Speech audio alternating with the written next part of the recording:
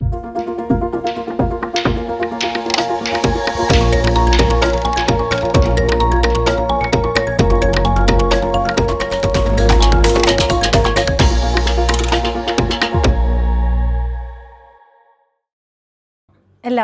നമസ്കാരം. ഈ വരുന്ന SSLC പരീക്ഷയിൽ എങ്ങനെ മികച്ച മാർക്ക് നേടാം എന്നതിലേക്കുള്ള my radio 90 FM tips and ട്രിക്സിലേക്ക് എല്ലാവർക്കും സ്വാഗതം. എൻ്റെ പേര് സുനിത. ഞാൻ GHSS ചെമ്പൂച്ചിറയിലെ ബയോളജി ടീച്ചറാണ്. എൻ്റെ പേര് അനന്യ സ്റ്റിറ്റൻ. ഞാൻ ചെമ്പൂച്ചിറ വിദ്യാലയത്തിലെ ഈ ടീച്ചറുടെ വിദ്യാർത്ഥിയാണ്. നമ്മളിവിടെ നിന്ന് കൂടിയിരിക്കുന്നത് എങ്ങനെ നമുക്ക് ഈ വരുന്ന പരീക്ഷയിൽ ബയോളജിയിൽ ഫുൾ മാർക്ക് നേടാം എന്നതിനെ കുറിച്ചിട്ടാണ്. അപ്പോൾ ടീച്ചർ പറഞ്ഞ കുറേ കാര്യങ്ങൾ അനന്യാസിൻ്റെ മനസ്സിലുണ്ടായിരിക്കും അല്ലേ? തീർച്ചയായും. എന്താണ് അനന്യാസിന് ഈ വരുന്ന പരീക്ഷയിൽ എന്തൊക്കെ കുറിച്ച് അല്ലെങ്കിൽ എങ്ങനെ അത് അറ്റൻഡ് ചെയ്യണം എന്നതിനെ കുറിച്ചിട്ട് അനന്യാസിൻ്റെ ചിന്തകളൊന്ന് പങ്കിട്ട് ടീച്ചറെ അടുത്ത്. നമ്മൾ ആ പരീക്ഷ പേപ്പറിൽ എഴുതിയിരിക്കുന്നത് ടോട്ടൽ സ്കോർ 40 എന്നാണ്. ഞാൻ ആദ്യം തന്നെ എൻ്റെ ഒരു ഡൗട്ട് ചോദിക്കട്ടെ. ചോദിക്കി. ടീച്ചർ പറഞ്ഞതും 40 ടോട്ടൽ സ്കോർ എന്നാണ്. പക്ഷേ ഞാൻ ഇന്നലെ ഗ്രൂപ്പ് എടുത്തപ്പോൾ അപ്പോൾ ടീച്ചർ പറഞ്ഞു 50 മാർക്കാണെന്ന്. ടോട്ടൽ സ്കോർ 50 ആണെന്ന് പറഞ്ഞു. ശരിക്കും നമ്മുടെ പരീക്ഷയിൽ നമ്മൾ എഴുതുന്നത് 40 മാർക്കിൻ്റെയാണ്. എഴുത്ത് പരീക്ഷ നമുക്ക് 40 ആണ്. പക്ഷെ കുറച്ച് ദിവസം മുൻപ് നമ്മൾ കുറച്ച് കാര്യങ്ങൾ ചെയ്തിട്ടുണ്ടായിരുന്നു. ടീച്ചർ ഒരു C മാർക്ക് കണ്ടിന്യൂസ് ഇവാലുവേഷൻ എന്ന് പറഞ്ഞിട്ട് ടീച്ചർ എന്തൊക്കെയോ കാര്യങ്ങളെ കൊണ്ട് പോത്തിന്റെ കണ്ണ് മുറിപ്പിച്ചു. പിന്നെ ഒരു അസൈൻമെന്റ് നമ്മൾ ആയുർവേദത്തിനൊക്കെ കുറിച്ച് കളക്ഷൻ ചെയ്തില്ലേ, നോട്ട് സബ്മിറ്റ് ചെയ്തില്ലേ, സയൻസ് ഡയറി. ആ തുടർച്ചയായിട്ടുള്ള ഈ പ്രവർത്തനത്തിലൂടെ പരമാവധി 10 മാർക്കും കൂടി ഇതിലുണ്ട് നമ്മുടെ ബയോളജിയുടെ C മാർക്കിൽ വരുന്നുണ്ട്. അപ്പോൾ ഈ 40 എഴുത്ത് പരീക്ഷയിൽ നിന്ന് 40 മാർക്കും ഈ തുടർച്ചയായിട്ടുള്ള ഇവാലുവേഷനിലൂടെ കണ്ടിന്യൂസ് ഇവാലുവേഷനിലൂടെ നിങ്ങൾക്ക് കിട്ടിയ 10 മാർക്കും കൂടി കൂട്ടിയിട്ടാണ് ബയോളജിക്ക് ടോട്ടൽ സ്കോർ എത്ര വരുന്നത്? 50 മാർക്ക്. ഇപ്പൊ നിനക്ക് മനസ്സിലായ? ഓക്കെ. ഇനി ടീച്ചറെ, നമ്മുടെ പരീക്ഷ പേപ്പർ കിട്ടുമ്പോൾ അതും തന്നെ എഴുതി വെച്ചിട്ടുണ്ടാകും തുടക്കത്തിലത്തെ 15 മിനിറ്റും കൂൾ ഓഫ് ടൈമാണ്, ഒരു സമാശ്വാസ സമയം. ഈ സമാശ്വാസ സമയത്ത് ഞങ്ങൾ സ്വതവേ ആ പേപ്പർ നോക്കി താടിക്കും കൈ കൊടുത്തിരിക്കാറാണ്. ക്വസ്റ്റ്യൻ പേപ്പറിന്റെ മോഡൽ കണ്ടിട്ട്. അതെ. അവിടെ നമ്മൾ എന്താ ആശ്വാസം വരുമോ? നിനക്ക് ആശ്വാസം പോയോ? ആശ്വാസം പോവാറാണ് പതിവ്. ഈ ആശ്വാസം വരുമോന്ന് അറിയില്ലല്ലോ. അതെ, ടീച്ചറിനെ കേട്ട് കഴിഞ്ഞിട്ട് നിനക്ക് ചിലപ്പോൾ ആശ്വാസം വരുമോ നമുക്ക് നോക്കാം. അതിൽ കുഞ്ഞാ പറയുന്ന കാര്യങ്ങളെന്ന് വെച്ചിട്ടുണ്ടെങ്കിൽ 15 മിനിറ്റ്, അതായത് ക്വസ്റ്റ്യൻ പേപ്പർ കയ്യിൽ കിട്ടി കഴിഞ്ഞാൽ നന്നായിട്ടൊന്ന് പ്രാർത്ഥിക്കും നമ്മൾ അല്ലേ? അതെ. അത് കഴിഞ്ഞിട്ട് ആ ക്വസ്റ്റ്യൻ പേപ്പർ വായിക്കണേക്കാളും മുൻപ് നീ പഠിച്ച കാര്യങ്ങൾ എന്ത് ചെയ്യാണ് കുഞ്ഞൻ മനസ്സിലേക്ക് ഓർത്ത് കൊണ്ടുവരികയാണ്. ആ ഓർത്ത് കൊണ്ടുവരുമ്പോൾ ഓരോ ചോദ്യങ്ങളും നല്ല രീതിയിൽ മനസ്സിലാക്കി വായിക്കണം മോൻ. ആ വായിച്ചിട്ട് അതിൻ്റെ ഉത്തരം കൃത്യമായിട്ട് നീ അതെന്ത് ചെയ്യാൻ നോക്കുകയാണ്? കണ്ടെത്താനായിട്ട് നോക്കുകയാണ്. അപ്പം അതിനാണ് ആ സമാശ്വാസ സമയം, കൂൾ ഓഫ് ടൈം എന്ന് പറയുന്നത്. 15 മിനിറ്റ്. ആ 15 മിനിറ്റിൻ്റെ ഉള്ളിൽ നമ്മൾ ആ ക്വസ്റ്റ്യൻ പേപ്പറിൽ 23 ക്വസ്റ്റ്യൻ ഉണ്ട്. ആ 23 ക്വസ്റ്റ്യനും നന്നായി വായിച്ച് നോക്കി അതിൽ നിനക്കറിയാവുന്ന കാര്യങ്ങൾ നീ കോൺഫിഡൻസോട് കൂടിയിട്ട് എനിക്കിതൊക്കെ അറിയാം, എൻ്റെ ടീച്ചർ ഇതൊക്കെ പഠിപ്പിച്ചു തന്നെ ഓർമ്മ വരില്ലേ? പിന്നെ ഓർമ്മ വരും. അത് കഴിഞ്ഞിട്ട് പിന്നെ എന്താണ് അറിയാത്ത കാര്യങ്ങൾ, അയ്യോ ടീച്ചർ എന്തൊക്കെയോ കുറുക്ക് വഴികളും ക്ലിക്കുകളും പാട്ടുകളും ടിപ്സുകളൊക്കെ പറഞ്ഞിട്ടുണ്ടായിരുന്നല്ലോ, അതൊക്കെ എന്താണെന്ന് ആലോചിക്കാനുള്ള സമയമാണ് ഈ കൂൾ ഓഫ് ടൈം. കൃത്യമായിട്ട് അത് നമ്മൾ എന്ത് ചെയ്യണം? 15 മിനിറ്റ്. ഇപ്പോൾ നിനക്ക് മനസ്സിലായി അത് എന്തിനു വേണ്ടിയിട്ട് വിനിയോഗിക്കണേന്ന്? തീർച്ചയായും. അപ്പോൾ ക്വസ്റ്റ്യൻ പേപ്പർ നോക്കിയിരിക്കുകയല്ല, നന്നായിട്ട് വായിച്ച് നോക്കുക. ആ 15 മിനിറ്റ് എന്ത് ചെയ്യുക? ഉപയോഗിക്കുക, നല്ല രീതിയിൽ ഉപയോഗിക്കുക. ടീച്ചറെ, നമുക്ക് 8 പാഠങ്ങളാണ് ടോട്ടൽ ഉള്ളത് ബയോളജി എന്ന് പറയുന്ന ആ വിഷയത്തിന്. അപ്പോ ഈ പാഠങ്ങളിൽ നിന്നും വിവിധ തരത്തിലുള്ള ചോദ്യങ്ങൾ നമുക്ക് പരീക്ഷയ്ക്ക് വരാം. 1 വേർഡ് 2 വേർഡ് അതുപോലെ ചിത്രം വരച്ചിട്ട് അടയാളപ്പെടുത്താൻ ബയോളജിയുടെ പ്രത്യേകിച്ചുള്ള ഒരു കാര്യമാണ് ഇത് ഡയഗ്രം, ചിത്രം. ഇപ്പൊ നമ്മുടെ പരീക്ഷയുടെ പ്രത്യേകത എന്ന് പറഞ്ഞാലേ നമുക്ക് ക്വസ്റ്റ്യൻ പേപ്പറിൽ 1 മുതൽ 23 ക്വസ്റ്റ്യൻസ് എന്ന് ടീച്ചർ നേരത്തെ പറഞ്ഞില്ലേ? ആ 23 ക്വസ്റ്റ്യൻസിൽ ടോട്ടൽ സ്കോർ എത്രയാണ് വരുന്നത്? എഴുത്ത് പരീക്ഷയിൽ 40 മാർക്കാണ്. അപ്പോൾ 1 മുതൽ 6 ക്വസ്റ്റ്യൻ. ഇതിപ്പോൾ ഇന്നലെ നീ എഴുതിയ ബയോളജി പരീക്ഷയില്ലേ? ഇല്ലേ? ആ ബയോളജി പരീക്ഷയിൽ എത്ര ക്വസ്റ്റ്യൻസ് തന്നെയാണ്? 1 മുതൽ 23 ക്വസ്റ്റ്യൻസ് ആണ് അല്ലേ? ആ 23 ക്വസ്റ്റ്യനിൽ 1 മുതൽ 6 വരെയുള്ളത് 1 വേർഡാണ്. അതിലേതെങ്കിലും എത്ര എണ്ണത്തിന് ഉത്തരം എഴുതി മതി? അഞ്ചെണ്ണത്തിന് ഉത്തരം എഴുതി മതി. ആ പാറ്റേൺ കണ്ടിട്ടുണ്ടാവും അല്ലേ? കണ്ടിരുന്നു. ആ വൺ വേർഡുകളുടെ പ്രത്യേകത ക്വസ്റ്റ്യൻസ് നമ്മൾ ശ്രദ്ധിച്ചിട്ടുണ്ടാവും. അതിലൊരു കാര്യം ഉണ്ടായിരുന്നല്ലോ, ഒറ്റപ്പെട്ടത് കണ്ടെത്തി മറ്റുള്ളവയുടെ പൊതുസ്വഭാവം എഴുതുക. അതുപോലെ തന്നെ അത് ഒരെണ്ണത്തിന്റെ വേർഡ് റൂട്ട് കണ്ടെത്തിയിട്ട് മറ്റേതിന്റെ നമ്മൾ എഴുതുക. പിന്നെ ഓപ്ഷൻസ് തന്നിട്ട് അതിൽ നിന്ന് എടുത്ത് എഴുതുക. അപ്പൊ ആ പാറ്റേൺ ആണ് അവിടെ വരുന്നത്. അത് കഴിഞ്ഞിട്ട് പിന്നെ വരുന്നത് 7 മുതൽ 13 വരെയുള്ള ക്വസ്റ്റ്യനുകൾ, അതായത് ഷോർട്ട് ആൻസറാണ്. അതിൽ നമ്മൾ മുൻ വർഷങ്ങളെ വെച്ചിട്ടൊക്കെ നോക്കുമ്പോൾ മോനെ എന്താ പ്രത്യേകത എന്ന് വെച്ചിട്ടുണ്ടെങ്കിൽ ചിത്രങ്ങൾ കൂടുതൽ വരുന്നുണ്ട്. അതായത് ബയോളജി ആയതുകൊണ്ടാവാം. അപ്പോൾ ടീച്ചർ പറഞ്ഞിട്ടില്ലേ കുറേ കാര്യങ്ങൾ, നമ്മുടെ കോശം, റോഡ് കോശം, നമ്മുടെ കഴുത്തിലുള്ള തൈറോയിഡ് ഗ്രന്ഥി, ഇൻഫ്ലമേറ്ററി, അതന്നെ. അപ്പം അങ്ങനത്തെ കാര്യങ്ങളൊക്കെ ചിത്രം തന്നിട്ട് ചോദിക്കാനുള്ള ചോദ്യങ്ങൾ ഈ 2 മാർക്കിൻ്റെ ഏതിൽ വരും? ചോദ്യങ്ങളിൽ വരാറുണ്ട്. അപ്പോൾ അതിൽ നമ്മൾ എഴുതേണ്ടത് 7 മുതൽ 13 വരെയുള്ള ചോദ്യങ്ങളിൽ നമ്മൾ എത്ര എണ്ണം എഴുതണം? 6 എണ്ണം എഴുതണം. 2 സ്കോറാണ്. അപ്പം ഈ ഡിസ്ട്രിബ്യൂഷൻ അവിടെ തരുന്നത് വെറുതെ ഒന്നുമല്ല, അതായത് നമ്മളെങ്ങനെ അവിടെ അറ്റൻഡ് ചെയ്യുന്നു എന്നതിനെ നോക്കിയിട്ടാണ്. പിന്നെ വരുന്നത് എത്ര മാർക്കിൻ്റെ ചോദ്യങ്ങളാണ്? 3 മാർക്കിൻ്റെ. എത്ര എണ്ണം എഴുതണം? 4 എന്താ അടുത്തത് എങ്ങനെ വരണേ? 14 മുതൽ 20 വരെ ഉള്ളത് 5 ക്വസ്റ്റ്യൻ. അപ്പൊ നീ ഇന്നലെ 5 എണ്ണം എഴുതിയിട്ടില്ലേ? എഴുതിയിട്ടുണ്ട്. അപ്പൊ 5 എണ്ണത്തിന്റെ പ്രത്യേകത എന്ന് വെച്ചിട്ടുണ്ടെങ്കിൽ എപ്പോഴും സബ് ക്വസ്റ്റ്യൻസ് ഉണ്ടായിരിക്കും. അതായത് ഇപ്പൊ ഒരു ക്വസ്റ്റ്യൻ തന്നു, ആ ക്വസ്റ്റ്യനെ ആസ്പദമാക്കിയിട്ട് അല്ലെങ്കിൽ ആ ചിത്രം തന്നു. ഇപ്പൊ ആന്തരകർണത്തിന്റെ ഭാഗങ്ങൾ നമുക്കറിയാം. അപ്പോൾ AB ലേബൽ ചെയ്തിരിക്കുന്നത് എന്താണ്, അല്ലെങ്കിൽ അതിനോടനുബന്ധിച്ചിട്ടുള്ള ക്വസ്റ്റ്യൻ എന്താണ്. അപ്പോൾ ആ സബ് ക്വസ്റ്റ്യൻസ് എവിടെ പ്രതീക്ഷിക്കാൻ നമുക്ക്? ഈ 3 മാർക്കിൻ്റെ ചോദ്യങ്ങളുണ്ട്. അതിൽ എഴുതുമ്പോൾ ഇപ്പോൾ ടീച്ചർ കുറച്ച് പേപ്പർ നോക്കിയാലും എന്താ സംഭവിച്ചതെന്ന് അറിയോ? ABC കണ്ടു, D കണ്ടിട്ടില്ല. അപ്പം അവിടെ നമ്മൾ കുറച്ച് ശ്രദ്ധിക്കേണ്ട കാര്യങ്ങൾ അതൊക്കെയാണ്. എന്ന് വെച്ചിട്ടുണ്ടെങ്കിൽ ക്വസ്റ്റ്യൻ വായിച്ചു, ചോയ്സ് നമ്മൾ നോക്കി, ABCD നമ്മൾ കണ്ടു. പക്ഷേ ABC കഴിഞ്ഞാൽ പിന്നെ നമ്മുടെ മൈൻഡ് മാറി. അങ്ങനെ മാറാൻ പാടില്ല പരീക്ഷയ്ക്ക്. ആ ക്വസ്റ്റ്യൻ മുഴുവൻ എഴുതിയോന്ന് നമ്മൾ എന്ത് ചെയ്യണം? ഉറപ്പ് വരുത്തണം. ഈ അവസാനം വരുന്നതാണ് ഇത് 21 മുതൽ 23 വരെയുള്ള 3 ചോദ്യങ്ങളിൽ ഏതെങ്കിലും 2 എണ്ണം. അതിൻ്റെ പ്രത്യേകത എന്താ? ഒരെണ്ണം തീർച്ചയായും പടം വരയ്ക്കാനായിട്ട് വന്നിരിക്കും. അത് ഉറപ്പാണ് ബയോളജിക്ക് അല്ലേ? അപ്പൊ നമ്മുടെ സ്കൂളിൽ ഒരുത്തി വരയ്ക്കുന്നുണ്ടാ, ഞാൻ ന്യൂറോണിന്റെ ചിത്രം വരയ്ക്കാൻ പറഞ്ഞപ്പോൾ അവള് മുറ്റത്ത് കുറ്റിച്ചൂല് പോലെ ന്യൂറോണൊക്കെ വരച്ചു വെച്ചിട്ടുണ്ടായിരുന്നു. അപ്പൊ ടീച്ചർ പറഞ്ഞിട്ടുണ്ടായിരുന്നു വീട്ടിൽ അടിച്ചു പറഞ്ഞ ചൂലാണോ എന്നൊക്കെ ഞാൻ ചോദിച്ചിട്ടുണ്ടായിരുന്നു അല്ലേ? അതായത് അത് വരയ്ക്കുമ്പോ പ്രത്യേകത എന്താണെന്നറിയോ? വലിയ ചിത്രമാവാനും പാടില്ല, ചെറുതാവാനും പാടില്ല. അത് അതിന്റെ വളരെ ഒരു പ്രത്യേകത ബയോളജി ചിത്രത്തിന്റെ. പേന കൊണ്ട് വരയ്ക്കാൻ പാടില്ല. എപ്പോഴും നമ്മളൊരു ചിത്രം വരയ്ക്കാന്ന് വെച്ചിട്ടുണ്ടെങ്കിൽ അത് ഏതുകൊണ്ട്? പെൻസിൽ കൊണ്ട് വരയ്ക്കാം. ടീച്ചർ പിന്നെ ഈ ചിത്രം വരയ്ക്കുക മാത്രമല്ലല്ലോ, നമ്മൾ അതിന്റെ ഇപ്പൊ ABC എന്ന് പറഞ്ഞിട്ട് ഓരോ ഭാഗങ്ങളെയും കുറിച്ചുള്ള ചോദ്യങ്ങൾ തന്നിട്ടുണ്ടാവും. നമ്മൾ എന്ന് പറഞ്ഞിട്ട് ആ ഭാഗം എടുത്ത് എഴുതുകയും വേണം. ഇനിയിപ്പോ നമ്മള് എന്ന് എഴുതാൻ വിട്ടു, ആ ഒരു സബ് ക്വസ്റ്റ്യന്റെ ABC എഴുതാൻ വിട്ടു, അപ്പൊ പ്രശ്നമുണ്ട്. അവിടെ പ്രശ്നം എന്ന് വെച്ചാൽ നമ്മുടെ മാർക്ക് പോയി കിട്ടും. അതെന്താണെന്നറിയോ? ഇപ്പൊ ഇന്നലെ തന്നെ തന്ന ചോദ്യം എന്ന് പറയണെങ്കിൽ ന്യൂറോണിന്റെ ചിത്രം പകർത്തി വരച്ച് ഭാഗങ്ങൾ അടയാളപ്പെടുത്തി. അപ്പൊ അതിൽ ആദ്യത്തെ ഇപ്പൊ ഒരു ക്വസ്റ്റ്യൻ വന്നിട്ടുണ്ടായിരുന്നു, നാഡീയ പ്രേഷകം സ്രവിക്കുന്ന ഭാഗം, അതായത് ന്യൂറോ ട്രാൻസ്മിറ്റർ സെക്രീറ്റ് ചെയ്യുന്ന ഭാഗം. അത് നമുക്കറിയുമ്പോൾ എന്താ? Synaptic knob. ആ സിനാപ്റ്റിക് നോബ് എന്ന് പറയുമ്പോൾ നമ്മൾ എന്ന് പറയുന്ന ക്വസ്റ്റ്യന് സിനാപ്റ്റിക് നോബിന്റെ അവിടെ നമ്മൾ എന്ത് എഴുതി? ഒരു വരയിട്ടിട്ട് സിനാപ്റ്റിക് നോബ് എന്ന് എഴുതിയാൽ അവിടെ മാർക്ക് കിട്ടില്ല. എന്ന് പറഞ്ഞ് ആ ചോദ്യത്തിന്റെ നമ്പർ അവിടെ ഇട്ട് സിനാപ്റ്റിക് നോബ് എന്ന് എഴുതിയാൽ എന്തായി? അവിടെ മാർക്ക് കിട്ടും. ചിത്രം വരച്ചാൽ നമുക്ക് എത്ര മാർക്ക് ഉണ്ട്? 1 മാർക്ക് ഉണ്ട്. ചിത്രം പകർത്തി വരയ്ക്കുന്നതിന് നമുക്ക് 1 മാർക്ക് കിട്ടും. പക്ഷേ ലാബിൽ ചെയ്തില്ല, നീ ചിത്രം മുഴുവൻ വരച്ചു, ആ ചോദ്യങ്ങളൊന്നും നോക്കിയില്ല, ടെക്സ്റ്റ് ബുക്കിലുള്ള എല്ലാ ഭാഗങ്ങളും അടയാളപ്പെടുത്തിയാലും നിനക്ക് 1 മാർക്കേ കിട്ടുള്ളൂ. വ്യത്യാസം മനസ്സിലായി? അവിടെ നമ്മുടെ എത്ര മാർക്ക് നഷ്ടപ്പെട്ടു? നമുക്ക് 3 മാർക്ക് നഷ്ടപ്പെട്ടു. അപ്പൊ അതാണ് ടീച്ചർ പറഞ്ഞത്. എന്തായാലും ചോദ്യം വായിക്കാം. ചോദ്യം വായിച്ചിട്ട് അതെന്താണ് ഉത്തരം ചോദിച്ചിരിക്കുന്നത് എന്ന് എഴുതിയിട്ട് വേണം അവിടെ ഉത്തരം എഴുതാനായിട്ട്. അപ്പൊ ഇപ്പൊ ഇന്നലെ ടീച്ചർ കുറച്ച് പേപ്പർ നോക്കിയപ്പോ ഇന്ന് ടീച്ചർ അത് പറഞ്ഞു ചെന്ന് അവരോട് ഞാൻ പറഞ്ഞു, എന്താ അങ്ങനെ ചെയ്യാതിരുന്ന്? അയ്യോ ടീച്ചറെ അത് വിട്ടുപോയി. അപ്പൊ അത് എഴുതിയിട്ട് കാര്യമില്ല. നമ്മൾ എന്ത് വേണം? അതിന്റെ ശ്രദ്ധ നമ്മൾ കൊടുക്കണം. മനസ്സിലായോ? നമുക്ക് 8 ചാപ്റ്റേഴ്സ് ആണല്ലോ ടീച്ചർ ഉള്ളത്. ആ 8 ചാപ്റ്ററിലും ഇപ്പൊ നമ്മള് ഫോക്കസ് പോയിന്റ് എന്ന് പറഞ്ഞിട്ട് കുറച്ച് ഭാഗം നമ്മൾ പഠിക്കുന്നുണ്ടാവും. ഇപ്പൊ ആദ്യത്തെ പാഠം നോക്കുകയാണെങ്കിൽ ന്യൂറോൺ എന്താണ്, അതിന്റെ എന്തൊക്കെയാണ് ഭാഗങ്ങള്, ബ്രെയിൻ എന്താണ്, അതിന്റെ ഭാഗങ്ങള്, പാരാസിമ്പത്തറ്റിക് സിസ്റ്റം, അതെല്ലാം നമ്മൾ പഠിക്കുന്നുണ്ട്.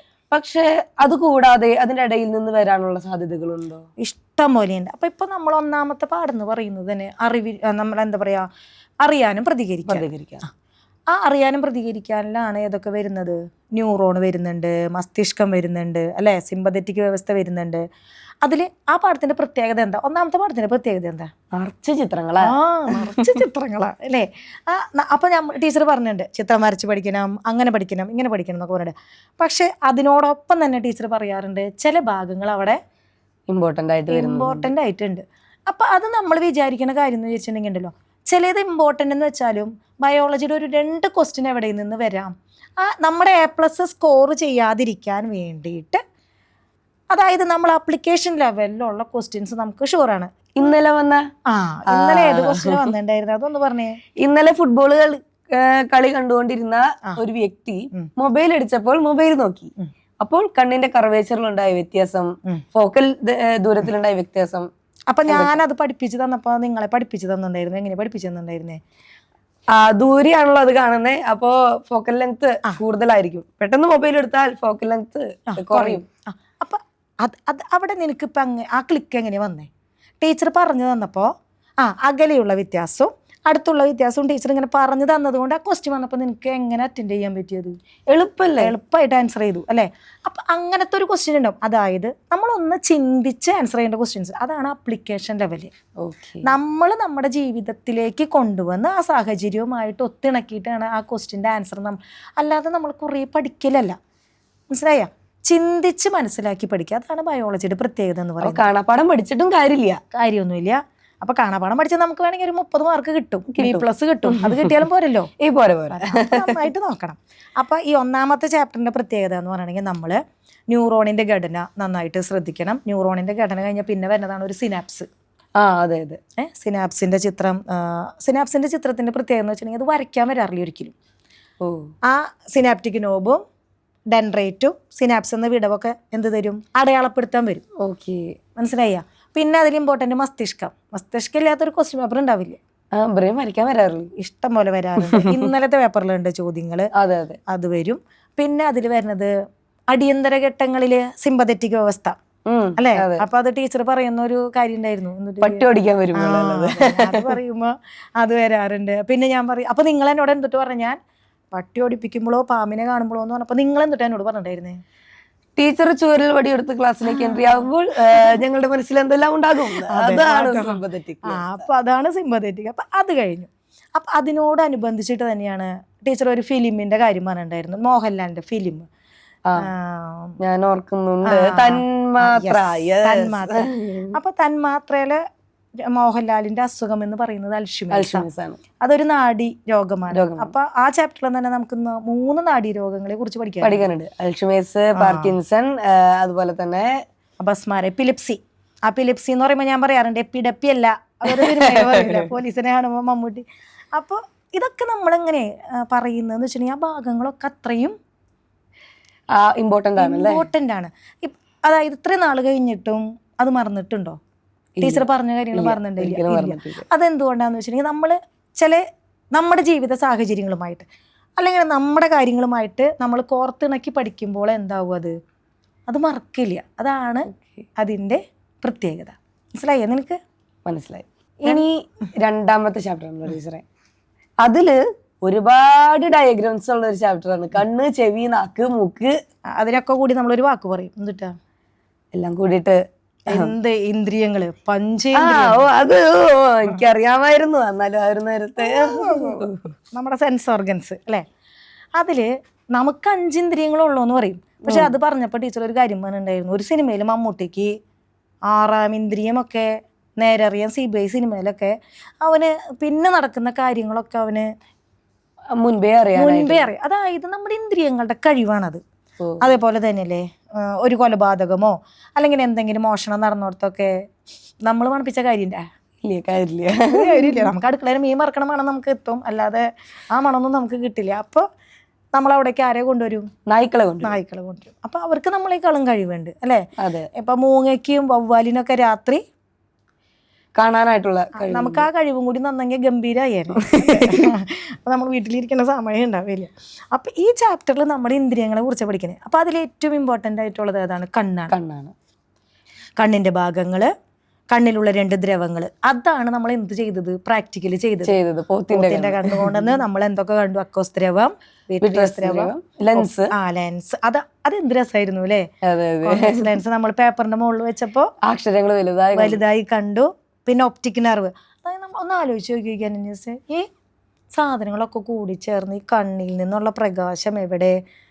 റെറ്റിനയിൽ പതിച്ച് ബ്രെയിനിൽ പതിക്കുന്നത് എങ്ങനെയാ ശരിക്കും? തലതിരിഞ്ഞത് നേരെ ആയിട്ടാണ് ബ്രെയിനിൽ പതിക്കുന്നത് അല്ലെ? അപ്പൊ ആ ബ്രെയിൻ അതിനെ കാണിച്ചു തരുന്ന ഒരു വ്യത്യാസങ്ങള്, അപ്പൊ ആ ബ്രെയിനിന്റെ പവർ, ആ നെർവിന്റെ കഴിവ്, അതിനൊക്കെയാണ് നമ്മൾ വളരെയധികം നമ്മുടെ ശരീരത്തെ ഒന്ന് ആലോചിക്കുക തന്നെയാണെങ്കിൽ നമുക്കൊരു വളരെ അത്ഭുതമാണ് അല്ലേ? അപ്പോൾ കണ്ണ് കഴിഞ്ഞു. പിന്നെ ചെവിയില് എന്തൊക്കെയാണ് പ്രത്യേകതകള്? പുറമെയുള്ള ചെവി, ബാഹ്യകർണം, മധ്യകർണം, ആന്തരകർണം. ആ മധ്യകർണത്തിൽ ഒരു കാര്യം ഞാൻ ഓർമ്മിപ്പിച്ചിട്ടുണ്ടായിരുന്നല്ലോ, ഓർമ്മയുണ്ടാ? മിസ്. അതിന്റെ പ്രത്യേകത എന്ന് വെച്ചിട്ടുണ്ടെങ്കിൽ 3 അസ്ഥികളാണ് അല്ലേ അവിടെ? Malleus, incus, stapes. നമ്മുടെ ശരീരത്തിലെ ഏറ്റവും ചെറിയ അസ്ഥി സ്റ്റേപ്പിസ് ആണ് അല്ലേ? അപ്പൊ അത് പറഞ്ഞു തന്നപ്പോ നിങ്ങൾക്ക് അത് ഓർക്കാൻ ബുദ്ധിമുട്ടാന്ന് പറഞ്ഞപ്പോ ഞാൻ പറഞ്ഞു, കോളേജിലാന്ന് വിചാരിക്കല, ഞാൻ കോളേജിൽ പഠിപ്പിക്കുന്ന ടീച്ചറാണ്, അപ്പൊ നിങ്ങൾ എന്നെ വിളിക്കും മിസ്. ആ മിസ് ഒന്ന് ഓർക്കാൻ ഞാൻ പറഞ്ഞിട്ടുണ്ടായിരുന്നു, നിങ്ങൾക്ക് ഓർമ്മയുണ്ടാവും അല്ലെ? അപ്പൊ ആ വേർഡ് ഒരിക്കലും നിങ്ങൾ മറക്കില്ല. മാലിയസ്, അതായത് പരീക്ഷയ്ക്ക് ഈ സാധനം തെറ്റിച്ചു തരും. അതായത് സ്റ്റേപ്പിസ് അവസാനം തരും. അപ്പൊ നിങ്ങൾ തെറ്റിക്കില്ല. Malleus, incus, stapes. അപ്പൊ ഓർഡറിൽ വന്നു. പിന്നെ ആന്തരകർണത്തിന്റെ ചിത്രമാണ്. ആന്തരകർണത്തിൽ നമുക്കറിയാം അർദ്ധവൃത്താകാര കുഴലുകൾ, സെമി സർക്കുലർ കനാൽസ് ഉണ്ട്, വെസ്റ്റിബ്യൂൾ ഉണ്ട്. അത് വളരെ ഇമ്പോർട്ടൻ്റ് ആയിട്ടുള്ളൊരു ഭാഗമാണ്. അതൊക്കെ നന്നായിട്ട് നമ്മൾ പഠിക്കണം. കോക്ലിയ. പിന്നെ ഈ പാഠത്തിൽ എത്ര ഫ്ലോ ചാർട്ടുകൾ ഉണ്ടെന്നറിയോ? 4 മെയിൻ ആയിട്ടുള്ളത് അല്ലെ? കണ്ണ്, ചെവി, മൂക്ക്. കാഴ്ചയുമായി ബന്ധപ്പെട്ട ഒരു ഫ്ലോ ചാർട്ട്, കേൾവിയുമായി ബന്ധപ്പെട്ട ഫ്ലോ ചാർട്ട്, പിന്നെന്താ നമ്മുടെ മൂക്ക് എന്തറിയാൻ, മണമറിയാനായിട്ടുള്ളത്, ഗന്ധം, രുചി അറിയാനായിട്ട്. അപ്പൊ 4 ഫ്ലോ ചാർട്ടുകളും കൂടി ഉള്ള ഒരു ചാപ്റ്ററാണ് ഇത്. അപ്പൊ കണ്ണ്, ചെവി, മൂക്ക്, നാക്ക്. ഇനി അതിലൊരെണ്ണം കൂടി വേണ്ടതാണ് ത്വക്ക് അല്ലെ? അപ്പൊ അതിന് 3-4 ചിത്രങ്ങളൊക്കെ തന്നിട്ടുണ്ട്. മുൾച്ചെടി. അതന്നെ ഞാൻ പറഞ്ഞിട്ടുണ്ടായിരുന്നു അങ്ങനെ. മുൾച്ചെടി, തള്ളവിരലിന്റെ മർദ്ദം അറിയാനുള്ളത്. അങ്ങനെ കൂടുതൽ പഠിച്ചു വെച്ചിട്ടുണ്ട് അല്ലേ? അതറിയണം.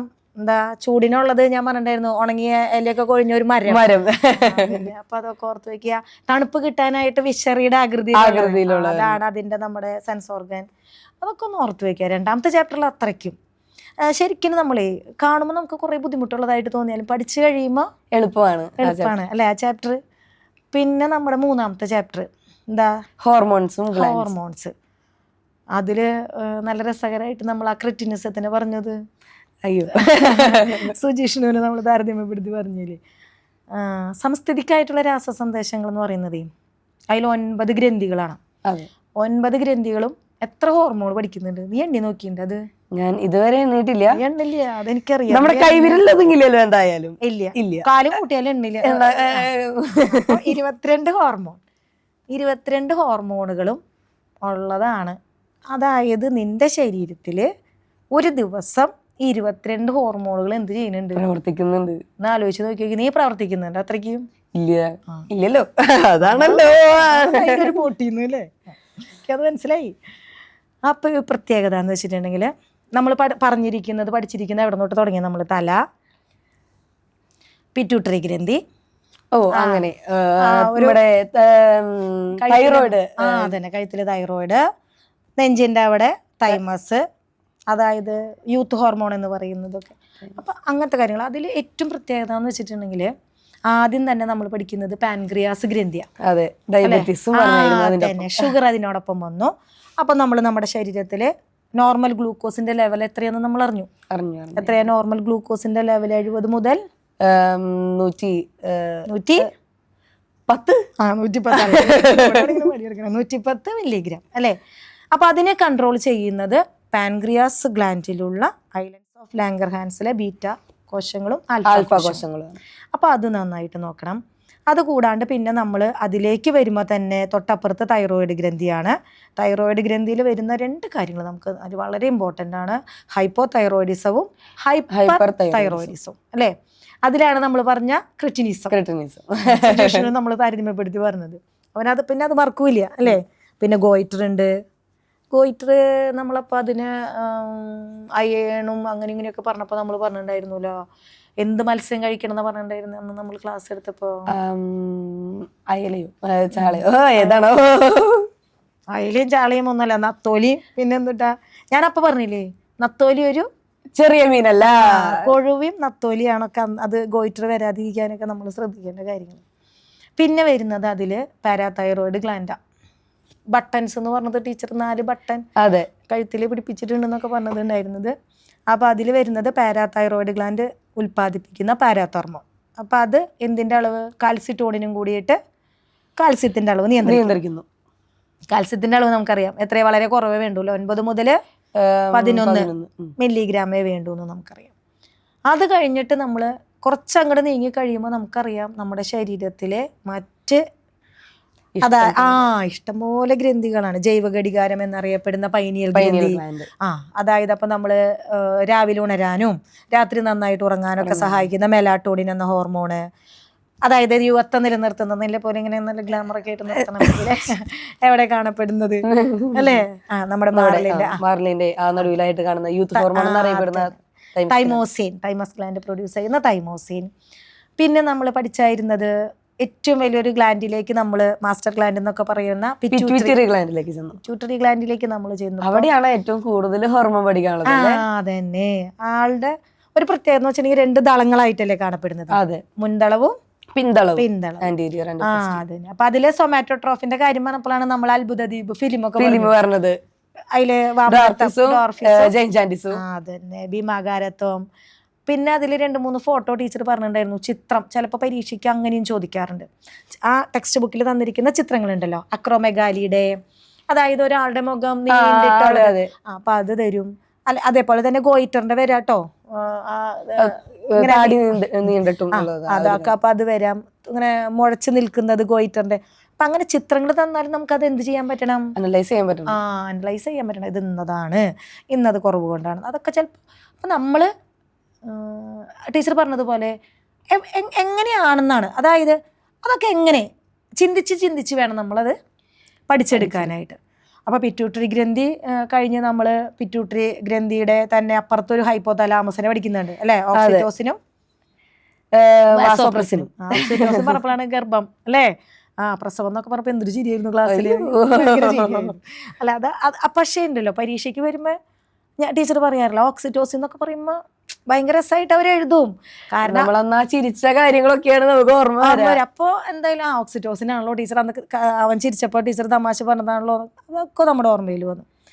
അത് കഴിഞ്ഞിട്ടാണ് പിന്നെ വരുന്നത്. അവിടെ ഒരു ചോദ്യം നമ്മൾ ശ്രദ്ധിക്കാറുണ്ട്. അങ്ങനെ കുട്ടികൾ അങ്ങനെ ശ്രദ്ധിക്കില്ല നിനാസ്. അത് എന്താണെന്ന് വെച്ചിട്ടുണ്ടെങ്കിൽ നാഡീവ്യവസ്ഥയും അന്തസ്രാവി വ്യവസ്ഥയും ഒരുമിച്ചാണല്ലോ നമ്മുടെ ശരീരത്തിലെ പ്രവർത്തനങ്ങൾ. അപ്പം അതിൽ ടീച്ചർ പറയാറുണ്ട്, ഇപ്പോൾ ഒരു പെട്ടെന്നൊരു പട്ടീനെ കണ്ടു, ആ ഒട്ടനെ നമ്മുടെ ശരീരത്തിലെ ഏത് വ്യവസ്ഥ, സിമ്പതറ്റിക് ആക്റ്റീവായി അല്ലേ. പക്ഷെ സിമ്പതറ്റിക് സെക്കൻഡുകളേ നിൽക്കുള്ളൂ. അങ്ങനെയാണ് വെച്ചാൽ അമ്മിന്റെ മുന്നിൽ നമ്മൾ ഇങ്ങനെ നിൽക്കും, അല്ലെങ്കിൽ പട്ടീന്റെ മുന്നിൽ. അപ്പൊ നമ്മൾ എന്ത് ചെയ്യും, ഓടണമെങ്കിൽ അതിനെ തുടർച്ചയായിട്ട് അവിടെ ഏത് ഗ്രന്ഥി വരും, അഡ്രിനൽ. ആൾ ഉൽപ്പാദിപ്പിക്കുന്ന ഏത് എപ്പിനെഫ്രിനും നോറെപ്പിനെഫ്രിനും, അഡ്രിനാലിനും നോറഡ്രിനാലിനും. അതെ. അപ്പൊ അവിടെ അവരും കൂടി ചേർന്നത് കൊണ്ടാണ് നമുക്ക് ഒരു 5 മിനിറ്റ് എന്ത് ചെയ്യാൻ പറ്റണത്, ഒന്നോടാൻ പറ്റണത്, രക്ഷപ്പെടാൻ. അല്ലെങ്കിൽ എന്ത് പെട്ടാനെ. അല്ലെങ്കിൽ ആലോചിച്ച് നോക്കി, സിമ്പതറ്റിക്ക് തന്നെയാണെങ്കിൽ എന്ത് സംഭവിച്ചാനെ അവിടെ, ഒരു പക്ഷേ നമ്മുടെ ജീവന അബദ്ധാവും. കാരണം സെക്കൻഡുകളെ സിമ്പതറ്റിക് ഉള്ളൂ. പക്ഷെ ഈ ഹോർമോൺ എന്ന് പറയുന്നത് കുറച്ചു നേരം നമ്മുടെ ശരീരത്തിൽ തങ്ങി നിൽക്കും. അപ്പൊ ചോദ്യം അങ്ങനെയും വരാം, അതായത് നാഡീവ്യവസ്ഥയും അന്തസ്രാവി വ്യവസ്ഥയും ഒത്തുചേർത്താണോ നമ്മുടെ ശരീരത്തിലെ പ്രവർത്തനങ്ങളെ നിയന്ത്രിക്കുന്നത്? നിങ്ങളുടെ അഭിപ്രായം എന്താണ്? നമ്മളോടൊരു ചോദ്യമായി. അപ്പൊ നീ അത് എന്ത് ചെയ്യാൻ പറ്റണം, സാധിക്കണം. പിന്നെ അതിൽ വരുന്നത് ഉറുമ്പുകൾ വരി ഫിറമോണ് അല്ലേ. ഫിറമോണ്. ആ ഉറുമ്പുകൾ വരിയായി നടക്കുന്നു. അപ്പൊ ഞാൻ പറഞ്ഞു അതിന്റെ ഇടയിൽ നമ്മൾ ചെയ്യുന്ന ഒരു കുറുമ്പ് എന്താ, നമ്മളവരെ വഴിതിരിക്കും, പോയിട്ട് ഒരു വര വരയ്ക്കും. അപ്പൊ അത് ഇതാവും. പക്ഷെ അത് വഴി തെറ്റെന്ന് വെച്ചിട്ടുണ്ടെങ്കിൽ എന്താ സംഭവിക്കുന്നത്, അവരുടെ ശരീരത്തിൽ നിന്ന് ചുറ്റുപാടിലേക്ക് സ്രവിക്കുന്ന ആശയവിനിമയത്തിന് വേണ്ടിയിട്ടാണ് ശരിക്കും അവരെ നമ്മൾ ഒരു സ്ഥലത്ത് പോയിട്ട് വഴിതെറ്റി നിൽക്കുന്നത് പോലെയാണ് അവർ വഴിതെറ്റി ശരിക്കും. അതായത് മുന്നിൽ പോകുന്ന ഉറുമ്പിൻ്റെ ശരീരത്തിൽ നിന്ന് ഈ ഫിറമോൺ അത് സ്രവിക്കുന്നുണ്ട്. അപ്പോൾ പിന്നിൽ വരുന്നവർ ഈ ഫിറമോണിനെ ആസ്പദമാക്കിയിട്ടാണ് നീങ്ങുന്നത്. മനസ്സിലായി? അപ്പം നമ്മളത് അവിടെ ചെന്ന് ഇങ്ങനെ ആക്കുമ്പോൾ എന്താ സംഭവിക്കണ? അവർക്ക് വഴി തെറ്റാണ്. മനസ്സിലായ? അപ്പൊ അവിടെ ഇപ്പൊ ഒരു ക്വസ്റ്റ്യൻ ഉണ്ടായിരുന്നല്ലോ നമുക്ക്, ബോംബിക്കോളിന്റെ ആണ്ട് ഒരു ക്വസ്റ്റ്യൻ വന്നിട്ടുണ്ടായിരുന്നു. അപ്പൊ ഇപ്പൊ ഈ ഉറുമ്പിന്റെ തന്നെ വന്നിട്ട് എന്തുകൊണ്ട് എന്തിന്റെ സഹായത്താലാണ് ഈ ഉറുമ്പ് വരിയായി പോകുന്നത്? ഫിറമോൺ. താഴെ ചോദിച്ചത് സിൽക്ക് ബോംബിന്റെ ഫിറമോൺ എന്താണ്? ബോംബിക്കോൾ. അപ്പൊ അങ്ങനെ അപ്പൊ ഇത് എന്തിനു വേണ്ടിയിട്ടാണെന്ന് ചോദിക്കാറുണ്ട്. അതായത് ഈ ഫിറമോണുകൾ എന്തിനൊക്കെ വേണ്ടിയിട്ടാണ് ഉപയോഗിക്കുന്നത്. അപ്പൊ ടീച്ചർ പറയാറുണ്ട്, നമ്മൾ കാണാറുണ്ട് അല്ലേ, റോട്ടിൽ കൂടെ പോകുമ്പോൾ നായ്ക്കള് ഇടയ്ക്ക് പോയിട്ട് യൂറിൻ പാസ് ചെയ്യും. അപ്പൊ അത് അവരുടെ ഫിറമോണാണ്. അതായത് നമ്മളിപ്പോ പട്ടികളെ, ഇപ്പൊ നിന്റെ അമ്മ പറഞ്ഞു പൂച്ചേനെ എവിടെയുണ്ട് കൊണ്ടാക്കി പിറ്റേ ദിവസം തിരിച്ചു വന്നു ഇല്ലേ? അതെങ്ങനെ സംഭവിച്ചേ? അത് ഈ ഫിറമോണിന്റെ സ്മെല്ല് അവർക്ക് ഇത്രയും ദൂരം വരെയൊക്കെ കിട്ടും ചിലപ്പോ. അതായത് ഫിറമോണിന്റെ പ്രത്യേകത എന്ന് പറഞ്ഞിട്ടുണ്ടെങ്കിൽ ആ സ്മെല്ല് അവർക്ക് അത് ഐഡന്റിഫൈ ചെയ്യാനായിട്ട് സാധിക്കുള്ളൂ. അപ്പൊ വഴി മനസ്സിലാക്കാനായിട്ട്, ആശയവിനിമയം നടത്താനായിട്ട്, ഭക്ഷണ ലഭ്യത അറിയാനായിട്ട്, അപകട സൂചന കൊടുക്കാനായിട്ട്. ഇപ്പൊ ശരിക്കും ഉണ്ടല്ലോ നമ്മുടെ തേനീച്ച, വണ്ട്. ഇപ്പൊ തേനീച്ചൊക്കെ എവിടെയെങ്കിലും ഒരു തേൻ കണ്ടു കഴിഞ്ഞാല് കൂട്ടത്തോട് അതെന്തുകൊണ്ടാണെന്നറിയോ? അവര് അതിലൂടെ ഇങ്ങനെ എന്താ പറയാ, ചിറകടിയിലൂടെ ആ ഭക്ഷണ ലഭ്യത എവിടെയാന്ന് അറിയിക്കും. നമ്മളിപ്പോണെങ്കിൽ അത് ഫുള്ളും വാരി നമ്മൾ തന്നെ കഴിച്ചേനെ. അല്ല, ഞാൻ പറയാറുണ്ടല്ലോ, നമ്മളൊരു കല്യാണത്തിന് പോയി വരുന്ന അവസ്ഥ അന്ന് കാര്യം നമ്മൾ പറയണ്ടെന്ന് പറയണ പോലെയാണ്. പക്ഷെ ഇവരങ്ങനെയല്ല. എപ്പോഴും പ്രകൃതിയിൽ ഒരു പ്രത്യേകതയുണ്ട്. അവരെല്ലാ സാധനങ്ങളും എന്തിനു വേണ്ടിയിട്ടാണ് യൂസ് ചെയ്യുള്ളൂ? അവരുടെ അപ്പോഴത്തെ ആവശ്യത്തിന് മാത്രമാണ് അവർ ഉപയോഗിക്കുന്നുള്ളൂ. അതിൽ നിന്ന് വ്യത്യസ്തമായിട്ട് സ്റ്റോർ ചെയ്യുന്ന 2 വിഭാഗക്കാരാണ് ആരൊക്കെ? ഉറുമ്പ്, ചിതല് മുതലായവര്. മനസ്സിലായ? അതായത് ഉറുമ്പിന്റെ കൂട്ടിലും ചിതലൊക്കെ എന്ത് ചെയ്തു വെക്കാത്? ഭക്ഷണം എന്തെങ്കിലും. അതായത് അവരപ്പോ സാമൂഹ്യ ജീവികൾ എന്ന് പറയാൻ കാരണം അവരത് സ്റ്റോർ ചെയ്ത് കണ്ട. പിന്നെ ആ പാഠത്തിൽ ഇമ്പോർട്ടൻ്റ് എന്ന് പറയുന്നത് പ്ലാന്റ് ഹോർമോൺസ്, സസ്യങ്ങളുടെ. അത് വളരെ ഇമ്പോർട്ടൻ്റ് ആയിട്ടുള്ള കാര്യമാണ്. അപ്പം അതും നമ്മൾ എന്ത് ചെയ്യണം? ശ്രദ്ധിച്ച് പഠിച്ചു വയ്ക്കണം. അപ്പം ഈ 3 ചാപ്റ്ററിലെന്ന് വെച്ചിട്ടുണ്ടെങ്കിൽ ആദ്യത്തെ 2 ചാപ്റ്ററുകളിൽ നമ്മൾ ആദ്യത്തെ 1-ാമത്തെ അധ്യായം എന്ന് പറയുന്നത് നാഡീവ്യവസ്ഥയെ കുറിച്ചിട്ടുള്ളത്, 2-ാമത്തെ നമ്മുടെ ഇന്ദ്രിയങ്ങളെ കുറിച്ചിട്ടാണ്, 3-ാമത്തത് നമ്മുടെ ഹോർമോണുകളാണ്. അപ്പം ഇതൊക്കെ നമ്മുടെ ശരീരത്തിൽ കഴിഞ്ഞിട്ട് നമ്മൾ ഇതിനെയൊക്കെ സംരക്ഷിക്കാനായിട്ട് ഇരിക്കുമ്പോഴാണ് 4-ാമത്തെ അധ്യായത്തിൽ നമ്മൾ ആരെ കുറിച്ച് പഠിച്ചത്? സൂക്ഷ്മജീവികൾ, അസുഖങ്ങളും രോഗങ്ങളും അല്ലേ? അപ്പോൾ ആ 4-ാമത്തെ ചാപ്റ്ററിലേക്ക് പോകുമ്പോൾ ആ ചാപ്റ്ററിൻ്റെ പ്രത്യേകത നമുക്കറിയാം എന്തൊക്കെയാ. ഇപ്പം നമ്മുടെ കൊറോണ അല്ലേ, എല്ലാവരിലേക്കും വന്നോ? എല്ലാവരിലേക്കും എത്തിയില്ല, തിരഞ്ഞെടുക്കപ്പെട്ട കുറച്ച് പേരിലേക്ക്. അതന്നെ. അതായത് അപ്പൊ അവിടെ എന്ത് ഉപയോഗിച്ചിട്ടുണ്ടാവില്ല അവര്?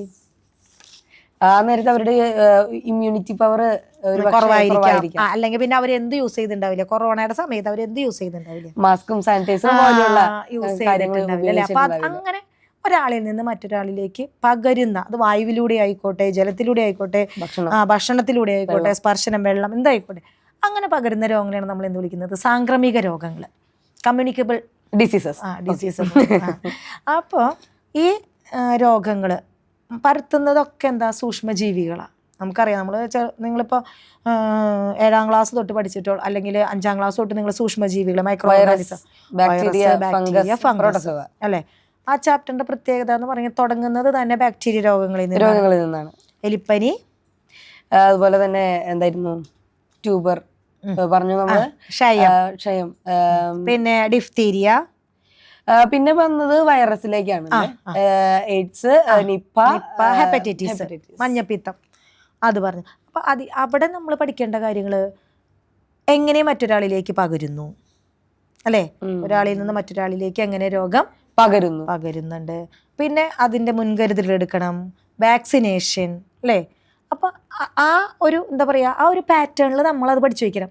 കാരണം ചിലപ്പോൾ ഇതേമാതിരി തന്നെ ഒരു രോഗത്തിന്റെ കുറച്ച് ലക്ഷണങ്ങൾ തരും. ക്വസ്റ്റ്യൻ പേപ്പറിൽ ലക്ഷണങ്ങൾ തന്നിട്ട് പറയും രോഗം തിരിച്ചറിയുക, രോഗകാരി, ഉൽപ്പാദിപ്പിക്കുന്ന മറ്റൊരു രോഗം. അപ്പൊ അങ്ങനെയൊക്കെ തിരിച്ചു മറിച്ചൊക്കെ നമ്മളോട് ചോദിക്കുമ്പോൾ നമുക്ക് അത് എന്ത് ചെയ്യാൻ പറ്റണം? ആൻസർ ചെയ്യാനായിട്ട് നമുക്ക് സാധിക്കണം. അപ്പൊ ഇവിടെ ഒരു പ്രത്യേകത എന്ന് പറഞ്ഞിട്ടുണ്ടെങ്കിൽ എപ്പോഴും കുട്ടികളെ ടീച്ചർ നോക്കാറുണ്ട് കേട്ടോ, ഈ ട്യൂബർക്ലോസിന്റെ, അതായത് ക്ഷയത്തിന്റെ രോഗകാരിനെയും ഇപ്പുറത്തെ ഡിഫ്തീരിയയുടെയും അങ്ങടും ഇങ്ങടും തെറ്റിച്ചു, മാറ്റി തെറ്റി. അപ്പൊ ആ രോഗകാരികളൊക്കെ പഠിക്കുമ്പോൾ നമ്മൾ എന്താ നന്നായിട്ട് ശ്രദ്ധിച്ചു പഠിക്കുക. കാരണം കുറച്ച് കടുകട്ടിയുള്ള വാക്കുകളാണ് ആ പാഠത്തിൽ വരുമ്പോ നമ്മള് ഇതേവരെ കേട്ട് പരിചയമില്ലാത്ത കുറെ വാക്കുകൾ കയറി വരുന്നത്. പാഠം തൊട്ടാണ് അങ്ങോട്ട് കുറച്ച് വരുന്നത് നമുക്കൊരു. പക്ഷെ അവിടുന്ന് തന്നെയാണ് മാർക്ക് കൂടുതലും ചോദ്യങ്ങൾ വരുന്നത്. അപ്പോൾ നമ്മൾ ബാക്ടീരിയ, വൈറസ് രോഗങ്ങൾ, നിപ്പ, ഹെപ്പറ്റൈറ്റിസ് ഒക്കെ കഴിഞ്ഞു. അത് കഴിഞ്ഞിട്ട് ഫംഗസ് രോഗങ്ങൾ നമ്മൾ വരുന്നുണ്ട് അല്ലേ. ഫംഗസ് രോഗങ്ങൾ ടെക്സ്റ്റ് ബുക്കിൽ ഒന്ന് ആലോചിച്ച ഫംഗസ് ഡിസീസ് എന്ന് പറയുമ്പോൾ 2 അവിടെ നമ്മൾ പഠിക്കുന്നുണ്ട്. അത്ലറ്റ് ഫുട്ടും റിംഗ് വേം എന്ന് പറയുന്ന വട്ടച്ചോറി വന്നു. അപ്പോൾ അതിന്റെ ലക്ഷണങ്ങളും നമ്മൾ പഠിച്ചതാണ്. അത് കഴിഞ്ഞിട്ട് പിന്നെ നമ്മുടെ ടെക്സ്റ്റ് ബുക്കിൽ വരുന്ന കാര്യങ്ങൾ ഞാൻ പറയാറുണ്ട് എപ്പോഴും പഠിക്കുമ്പോൾ എങ്ങനെ പഠിക്കണം, ടെക്സ്റ്റ് ബുക്ക് നമ്മുടെ മനസ്സിൽ ഉണ്ടായിരിക്കണം. പറയുമ്പോൾ അത് എത്രാമത്തെ പേജിലാണ്? അപ്പൊ അത് അടുത്തത് വരെ നമുക്കറിയാം മലമ്പനിയാണ്, മലേറിയ. അപ്പൊ അത് പ്രോട്ടോസോവ പരത്തുന്ന രോഗങ്ങളാണ്. വിറയലോട് കൂടിയ പനി അതിന്റെ മാത്രം ലക്ഷണമാണ്. അപ്പൊ അതായത് എലിപ്പനിയുടെ നമ്മൾ പറയില്ലേ കണ്ണിന് ചുവപ്പ് നിറം, അത് എലിപ്പനിക്ക് മാത്രം വരുന്ന ഒരു ലക്ഷണമാണ്. അപ്പൊ ചിലപ്പോൾ പരീക്ഷയ്ക്ക് അത് തന്നാൽ നമുക്ക് ഉറപ്പിക്കാം.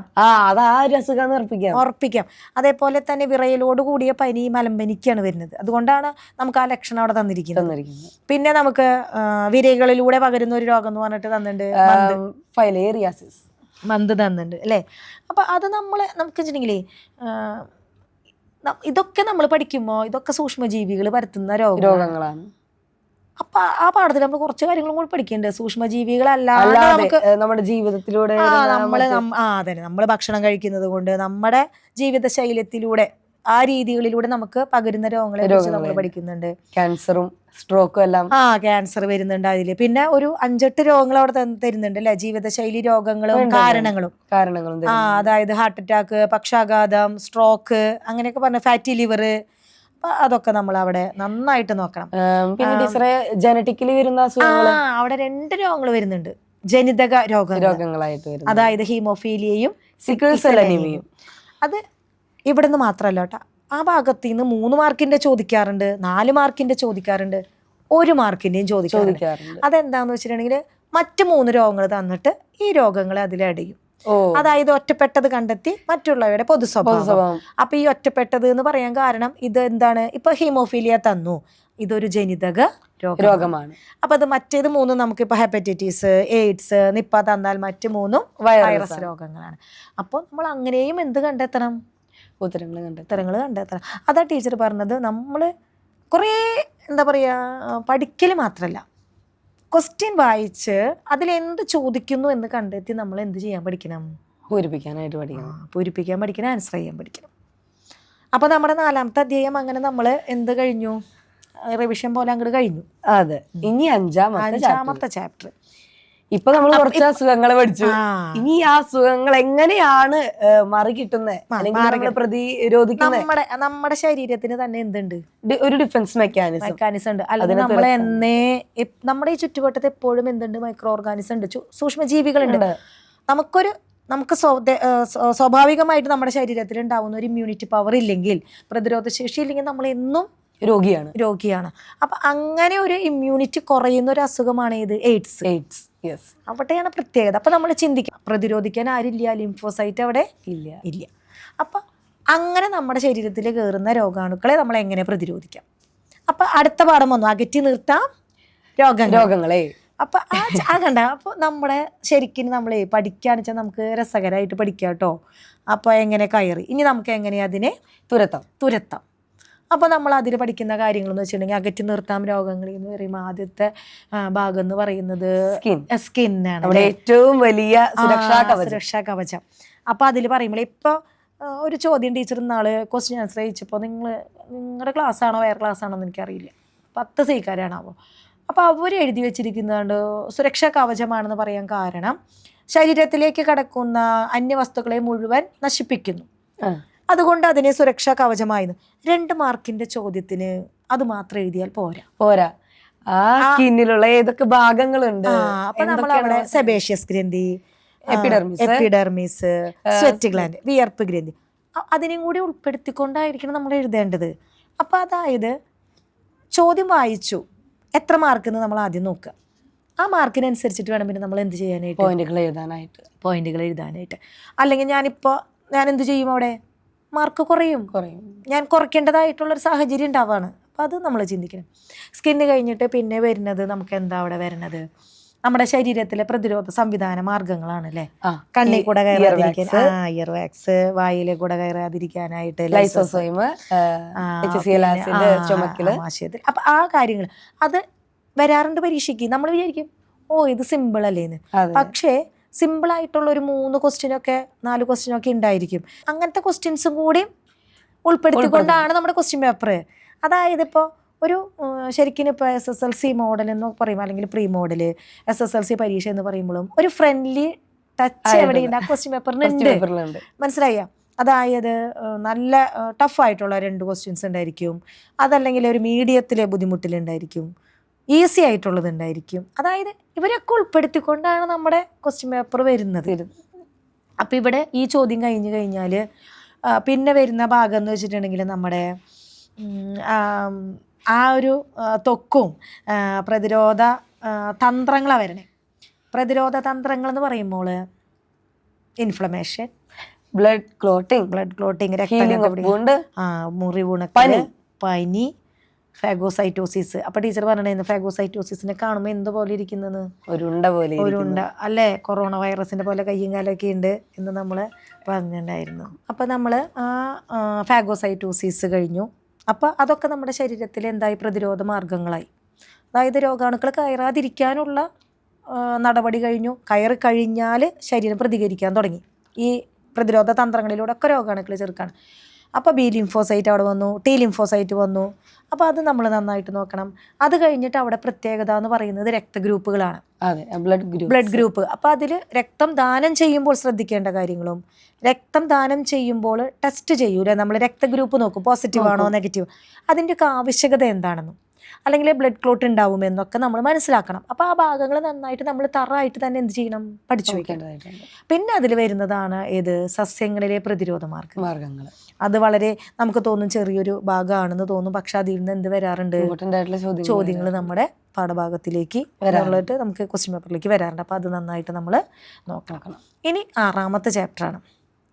ഒരു ചെറിയ കുഞ്ഞ് ചാപ്റ്റർ ആണല്ലേ 6ാമത്തെ ചാപ്റ്റർ.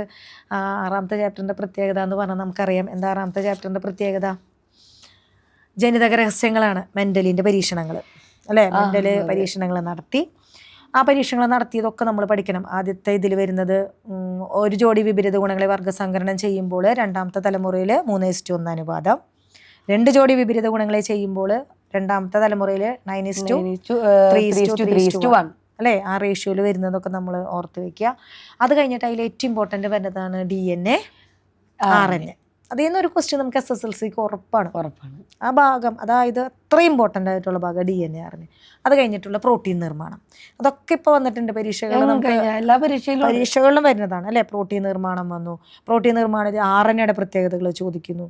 അത് കഴിഞ്ഞിട്ട് വരുന്നതാണ് ഇത് നമ്മുടെ DNA, ഫിംഗർ പ്രിൻറ്റിങ് ആണോ അതിൽ, അല്ല അത് അടുത്ത ചാപ്റ്റർ 7. പിന്നെ പ്രോട്ടീൻ നിർമ്മാണം കഴിഞ്ഞിട്ട് വരുന്നത് വ്യതിയാനങ്ങള്, വേരിയേഷൻസ് എന്തുകൊണ്ടൊക്കെയാണ്. അപ്പൊ അതിൽ വരുന്ന പാഠങ്ങൾ മ്യൂട്ടേഷൻ, ഫെർട്ടിലൈസേഷൻ അല്ലേ, അതായത് ബീജസംയോഗം നടക്കുമ്പോൾ അലീലുകളുടെ ക്രോമസോമിന്റെ മുറിഞ്ഞുമാറലൊക്കെ വന്നു. അതിൽ തന്നെ നമുക്കറിയാം കുഞ്ഞാണോ പെണ്ണോ എന്ന് അറിയാനുള്ളത്, XX അതൊക്കെ നന്നായിട്ട് നോക്കുക. മനുഷ്യനിലെ ക്രോമസോം 46 ആലോചിക്കുക. അപ്പോൾ അതിൻ്റെ പാറ്റേൺ, സ്വരൂപ ക്രോമസോം എത്ര, സെക്സ് ക്രോമസോമുകൾ എത്ര, അപ്പോൾ അതൊക്കെ നമ്മുടെ മനസ്സിലേക്ക് ഓടി വരും. പിന്നെ മെലാനിൻ, നിറവ്യത്യാസത്തിന് പിന്നിലെന്നുള്ളൊരു ടോപ്പിക്കിലേക്ക്, പിഗ്മെൻറ്റിൽ അത് നമ്മൾ എത്തിക്കഴിഞ്ഞാൽ വളരെ ചെറിയൊരു ചാപ്റ്ററാണ്. അതവിടെ വളരെ പെട്ടെന്ന് നമുക്ക് അവസാനിപ്പിക്കാവുന്നതാണ്. 7ാമത്തെ ചാപ്റ്റർ എന്ന് പറഞ്ഞിട്ടുണ്ടെങ്കിൽ നമുക്കറിയാം നാളെയുടെ ജനിതകം. അതിലാണ് ചെറിയ ചാപ്റ്റർ. ഇൻസുലിൻ ഉൽപ്പാദിപ്പിച്ചു. ആ ഇൻസുലിൻ ഉൽപ്പാദിപ്പിക്കാൻ നമ്മൾ ഏത് കത്രിക, ജനിതക ജനിതക പശ, ലിഗൈസ് ഉപയോഗിച്ചു. അപ്പോൾ അത് കഴിഞ്ഞിട്ടുണ്ടെങ്കിൽ നമ്മൾ വാഹകര്, വെക്ടറാണ് അതിൽ യൂസ് ചെയ്യണമെന്ന് നമ്മൾ പറഞ്ഞു. അത് കഴിഞ്ഞിട്ട് പിന്നെ പറയുന്നത് ജനിതക എഞ്ചിനീയറിംഗിന്റെ സാധ്യതകളാണ് നമ്മൾ പറയുന്നത്. ജീൻ തെറാപ്പി, ഫോറൻസിക്, പിന്നെ ജീൻ മാപ്പിംഗ്. അപ്പം അതൊക്കെ വന്നു. ഹ്യൂമൻ ജീനോം പ്രോജക്റ്റിന്റെ റിലവൻസ് വന്നു. അങ്ങനെ അത് വന്നു കഴിഞ്ഞിട്ട് പിന്നെ genetically modified animals and crops അല്ലേ. അപ്പോൾ അതോടുകൂടിയിട്ട് നമ്മൾ ഏതിലേക്ക് കഴിഞ്ഞു, അപ്പോൾ നമ്മൾ അങ്ങോട്ട് അവസാനിക്കുകയാണ് ചെയ്യുന്നത് ശരിക്കും. അപ്പോൾ നമ്മൾ എന്ത് ചെയ്യണം, വളരെ കുറച്ചുള്ളൂ. ഇപ്പോൾ gene therapy, gene mapping, human genome project, forensic. ഈ ഫോറൻസിക് ടെസ്റ്റ് എന്ന് ചോദിക്കുമ്പോൾ DNA പ്രൊഫൈലിങ്ങും അതൊക്കെ നമ്മൾ എന്താ പറയുക, വീണ്ടും വീണ്ടും നന്നായിട്ട് നോക്കണം. കാരണം നമുക്കത് തെറ്റാനുള്ള സാധ്യത കൂടുതലുണ്ട്. അതൊക്കെ ആ ഭാഗങ്ങളൊക്കെ നന്നായിട്ട് നോക്കാം. ഇനി നമ്മുടെ അവസാനത്തെ ചാപ്റ്റർ എന്ന് പറയുന്നത് കുറച്ച് വലിയ ചാപ്റ്ററാണ്, ജീവൻ പിന്നിട്ട പാതകൾ. അതായത് നമ്മുടെ പരിണാമവുമായി ബന്ധപ്പെട്ടിട്ട് അതന്നെ നമ്മളിപ്പോ ചില ചോദ്യങ്ങൾ, കോഴിയാണോ ഉണ്ടായത്, കോഴിമുട്ട ആണോ ഉണ്ടായതെന്ന് ചോദിക്കുമ്പോൾ ഉണ്ടാകുന്ന വ്യത്യാസങ്ങൾ നമ്മൾ ഈ ചാപ്റ്ററിലൂടെ കറക്റ്റായിട്ട് നമുക്ക് മനസ്സിലാക്കാൻ സാധിക്കും. അപ്പോൾ അതിലൊരു ചിത്രീകരണം ഉണ്ട്, ചിത്രീകരണം 8.1 8.2. അതൊക്കെ നന്നായിട്ട് താരതമ്യം ചെയ്ത് നമ്മൾ പരീക്ഷയ്ക്ക് പഠിക്കണം. പിന്നെ നമ്മൾ ഇതിന് നൽകുന്ന ശാസ്ത്രജ്ഞരെ കുറിച്ചിട്ട് നമ്മൾ പഠിക്കുകയാണ്. ലാമാർക്കിസം, ഡാർവിനിസം, ഉൽപരിവർത്തനം, മ്യൂട്ടേഷൻ എന്ന് പറയുന്ന ഹ്യൂഗോ ഡേവിസിൻ്റെ തിയറികളും അതിൻ്റെ ഉദാഹരണങ്ങളും. അപ്പോൾ അതായത് പരീക്ഷയ്ക്ക് ഇങ്ങനെയും വരാനുള്ള ചാൻസ് ഉണ്ട്. അതായത് 3 കോളം തന്നിട്ട് ആദ്യത്തെ കോളത്തിൽ ശാസ്ത്രജ്ഞന്റെ പേര് തരും, രണ്ടാമത്തെ കോളത്തിൽ അവരുടെ തിയറിയുടെ പേരുകൾ തരും, സിദ്ധാന്തങ്ങൾ. മൂന്നാമത്തെ കോളത്തിൽ അവരെടുത്ത ജീവികൾ, അതായത് നമ്മുടെ ഗാലപ്പഗോസ് ദ്വീപിലെ കുരുവികളുടെ കൊക്ക് എന്ന് തന്നാൽ അത് ഡാർവിനാണെന്നും, ജിറാഫിന്റെ കഴുത്ത് തന്നാൽ അത് ലാമാർക്കാണെന്നും. അപ്പൊ അതൊക്കെ നമ്മൾ അങ്ങനെ നമ്മൾ മനസ്സിലാക്കിയിട്ട് പഠിക്കണം. അല്ലാണ്ട് കാണാപ്പാടെ നമ്മളിപ്പോൾ നിലനിൽപ്പിന് വേണ്ടിയുള്ള സമരം എന്താണ്, ആ തിയറി കുറെ പഠിച്ചത് കൊണ്ടല്ല. ഇങ്ങനെയും നമുക്ക് എന്ത് ചെയ്യാൻ പറ്റണം, പരീക്ഷയ്ക്ക് എഴുതാനായിട്ട് പറ്റണം. പിന്നെ അതിൽ നമുക്ക് പ്രത്യേകത എന്ന് വെച്ചിട്ടുണ്ടെങ്കിൽ ഇനി പരിണാമത്തിന് നൽകുന്ന ശാസ്ത്രശാഖകൾ എന്തൊക്കെയാണെന്ന്. ആ ശാസ്ത്രശാഖകളിലാണ് നമ്മൾ എന്തൊക്കെ പഠിക്കുന്നത്, ഫോസിലുകൾ, പിന്നെന്താ ആകാരതാരതമ്യ പഠനം, മോർഫോളജിക്കൽ സ്റ്റഡീസ്, പിന്നെ മനുഷ്യന്റെയും ബാക്ടീരിയയുടെയും ചിത്രം തന്നിട്ട് അത് പരീക്ഷയ്ക്ക് എഴുതാനായിട്ട്. അതന്നെ, അതായത് എത്ര ചെറിയ ജീവിയായാലും എത്ര വലിയ മനുഷ്യനായാലും അതന്നെ ചെറിയ വ്യത്യാസമുള്ളൂ. അതായത് ഒരു മനുഷ്യ അല്ലെങ്കിൽ ഒരു ജീവിയിൽ നിന്നാണ് മറ്റൊരു ജീവി ഉണ്ടായത് എന്ന് പറയുന്നതിന് ഒരു തെളിവ്. അതാണ് ഈ പരിണാമം നമുക്ക് നൽകുന്ന തെളിവ് എന്ന് പറയുന്നത്. അപ്പൊ അതൊക്കെ പഠിച്ചു കഴിഞ്ഞ് പോയാലും നമുക്ക് എവിടേക്ക് എത്തും, നമ്മള് മനുഷ്യ പരിണാമ വൃക്ഷം അല്ലേ? അതെ, നമ്മുടെയൊക്കെ മുതുമുത്തശ്ശൻ എന്ന് പറയുന്ന എവിടേക്ക് എത്തും നമ്മൾ? നമ്മുടെ ആന്ത്രോപോയിഡ്, സർക്കോപിത്തിക്കോയിഡ്, ഹോമിനിയോയിഡ്, അങ്ങനെ നമ്മൾ കുരങ്ങിലേക്കും മനുഷ്യന്മാരിലേക്കും എല്ലാവരിലേക്കും എത്തി. അത് കഴിഞ്ഞ് വലിയ ആർഡിപിത്തക്കസ് തുടങ്ങി നമ്മൾ ഹോമോസാപ്പിയൻസ്. അപ്പൊ അത് മനുഷ്യ പരിണാമത്തിന്റെ ഒരു ശ്രേണിയാണ്. അപ്പൊ നമ്മൾക്ക് നിവർന്ന് നിൽക്കാൻ കഴിവില്ല, അങ്ങനെയുള്ള വിഭാഗത്തിൽ നിന്നൊക്കെ നമ്മൾ നല്ല വളർച്ചയിലേക്ക് വന്നു അല്ലെ? അത് പരിണാമത്തിലൂടെ അങ്ങനെ വന്നതാണ്. അതായത് നമുക്ക് ഈ പ്രകൃതിയിൽ ജീവിക്കാനുള്ള ഒരു അനുകൂലനമാണത്, അതിലുണ്ടായ മാറ്റങ്ങളാണ്. അപ്പൊ കുറെ വാരി വലിച്ചൊന്നുമല്ല മോനെ പരീക്ഷയ്ക്ക് എഴുതാൻ. ഇപ്പൊ ടീച്ചർ പറഞ്ഞിടത്തോളം നിനക്ക് മനസ്സിലായിട്ടുണ്ടാവും ഏതൊക്കെ ഭാഗങ്ങൾ കൂടുതൽ നമ്മൾ കവർ ചെയ്ത് പോകണം, എന്തൊക്കെ കാര്യങ്ങൾ നമ്മൾ ശ്രദ്ധിക്കണം. കുറെ വാരി വലിച്ചൊന്നുമല്ല എഴുതേണ്ടത്. ക്വസ്റ്റ്യൻ നന്നായിട്ട് വായിച്ച് നോക്കുക, അതിലെന്താണോ ചോദിച്ചിരിക്കുന്നത് ആ ചോദ്യോത്തരങ്ങൾ നന്നായിട്ട് എഴുതുക. ചോദിച്ചത് മാത്രം, അതായത് അതന്നെ വാരി വലിച്ചൊന്നും എഴുതാതെ അത്യാവശ്യം നല്ല ഹാൻഡ് റൈറ്റിങ്ങിൽ ചിത്രം ഈ പറഞ്ഞതുപോലെ മീഡിയം സൈസിന് നന്നായിട്ട് ഭംഗിയിൽ വരയ്ക്കുക. ഇത് കൂടാതെ നമുക്ക് ബയോളജിയുടെ പ്രത്യേകത എന്ന് വെച്ചിട്ടുണ്ടെങ്കിൽ ചില ചോദ്യങ്ങൾ കയറി വരാറുണ്ട് കേട്ടോ. പ്ലക്കാർഡുകൾ തയ്യാറാക്കാം. അതെ, വരാറുണ്ട്. ഏതോ ഒരു സമയത്ത് വന്നാൽ ഞാൻ കുറച്ച് പേപ്പറുകൾ ആൻസർ ചെയ്ത് നോക്കിയപ്പോൾ ഏതോ ഒരു സമയത്ത് വന്നായിരുന്നു മറ്റേ നേത്രദാനത്തിന്റെയോ രക്തദാനത്തിന്റെയോ പ്ലക്കാർഡ് വരെ, അല്ലെങ്കിൽ ഒരു ബോധവൽക്കരണ പരിപാടിയിലേക്ക് നിങ്ങളുടെ 2 ആശയങ്ങൾ കൊടുക്കാൻ വരാറുണ്ട്. നമ്മുടെ അഭിപ്രായം, നിങ്ങളുടെ അഭിപ്രായം വിശദീകരിക്കാൻ ഇന്നലെ വന്നായിരുന്നു. അതെ. അപ്പൊ ഇങ്ങനെയുള്ള ചോദ്യങ്ങൾ നമ്മൾ എവിടെ പ്രതീക്ഷിക്കണം, ബയോളജിയിൽ പ്രതീക്ഷിക്കണം. അതല്ലാതെ ഒരു ചോദ്യം ഒരു ഉത്തരം എന്ന രീതിയിൽ നമ്മൾ എന്ത് ചെയ്യരുത്, പഠിക്കാൻ പാടില്ല. നന്നായിട്ട് അത് ഓരോ ടോപ്പിക്കുകളും പഠിക്കുമ്പോൾ മനസ്സിലാക്കി അത് പഠിക്കാം. ടീച്ചറെ, അപ്പൊ നമ്മള് ഇത്രയധികം കാര്യങ്ങൾ കേട്ടു അല്ലേ? എല്ലാത്തിൻ്റെയും ഒരു രത്ന ചുരുക്കം നിങ്ങൾക്കൊന്ന് പറഞ്ഞു തരും. അതായത് ബയോളജി പരീക്ഷ എന്ന് പറയുന്നത് നമുക്ക് എല്ലാവർക്കും അറിയാം 1.5 മണിക്കൂറാണ്. ആ 1.5 മണിക്കൂറിൽ നമ്മൾ 40 മാർക്കിൻ്റെ ഒരു ചോദ്യപേപ്പറാണ് നമ്മൾ എഴുതി തയ്യാറാക്കേണ്ടത്. നന്നായിട്ട് വായിച്ച് നോക്കുക. ഒപ്പം തന്നെ നമുക്ക് 8 അധ്യായങ്ങളിലൂടെ നമ്മൾ കടന്നു പോകേണ്ട ഒരു ക്വസ്റ്റ്യൻ പേപ്പർ ആയിരിക്കും അത്. നന്നായിട്ട് വായിച്ച് നോക്കി ഓരോ ചോദ്യത്തിനും വ്യക്തമായിട്ട് ഉത്തരം എഴുതുക. 5 വൺ വേർഡുകൾ ഉണ്ടായിരിക്കും. 2 മാർക്കിൻ്റെ 6 ക്വസ്റ്റ്യൻസ് ഉണ്ടായിരിക്കും. 3 മാർക്കിൻ്റെ 5 ക്വസ്റ്റ്യൻ ഉണ്ടായിരിക്കും. 4 മാർക്കിൻ്റെ 2 ക്വസ്റ്റ്യൻ ഉണ്ടായിരിക്കും. 1 മുതൽ 23 ക്വസ്റ്റ്യനാണുള്ളത്. അതിൽ 18 ക്വസ്റ്റ്യനാണ് നമുക്ക് അറ്റൻഡ് ചെയ്യേണ്ടത്. അത് എഴുതി കഴിഞ്ഞ് നിങ്ങൾക്ക് സമയമുണ്ടെങ്കിൽ നിങ്ങൾ എക്സ്ട്രാ ക്വസ്റ്റ്യൻ എന്ന് പറഞ്ഞ് നിങ്ങൾക്ക് ബാക്കിയുള്ള ക്വസ്റ്റ്യൻസിൻ്റെ ആൻസറും കൂടി നിങ്ങൾക്ക് എഴുതാം. അതും വാല്യൂ ചെയ്യുന്നതാണ്. അപ്പോൾ നല്ല രീതിയിൽ എല്ലാ കാര്യങ്ങളും ഉൾക്കൊണ്ടുകൊണ്ട് നല്ല മിടുക്കന്മാരും മിടുക്കികളൊക്കെ ആയി പഠിച്ച് ബയോളജി പരീക്ഷയിൽ എല്ലാവർക്കും A+ കിട്ടട്ടെ. എല്ലാവർക്കും വിജയാശംസകൾ. All the best.